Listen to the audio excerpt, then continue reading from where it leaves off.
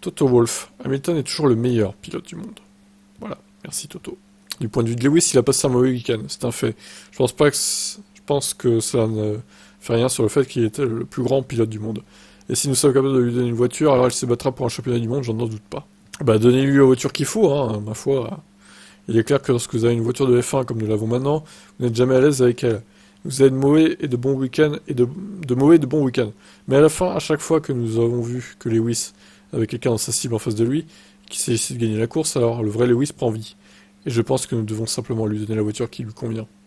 De plus, Wolff comprend, dit-il, qu'il est impossible d'être la meilleure équipe chaque année. Il fait référence à un tableau accroché dans l'usine de Mercedes. Sur celui-ci, on peut voir jusqu'en 2050. Quoi 2050 Et il y a des places pour l'arrivée de son équipe. Wolff pense qu'une fois qu'il aura regardé la période actuelle dans 10 ou 20 ans, il y aura une forme de fierté. Deuxième, premier, troisième, deuxième. Et quand tu regardes les choses de ce point de vue, tu te dis, en quelque sorte, que ce n'est pas grave. Maintenant, d'un micro point de vue, il y a un gars qui a gagné 19 courses, donc ce n'est bien sûr pas assez bien. Bah oui, effectivement. C'est inacceptable même, hein, de se faire atomiser à ce point.